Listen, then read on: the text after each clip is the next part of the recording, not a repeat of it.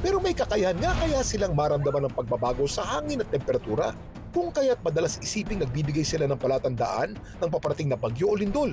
From the video, hindi naman kasi siya ganun ka-distinct na nakikita kung anong certain species ng birds itong nakita natin. This could be the local birds, local or endemic birds that we have here in the Philippines.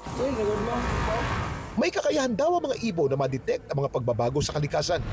They are so sensitive to a point that yung kanilang mga fur, sense of smell, mas advanced kesa sa atin na humans.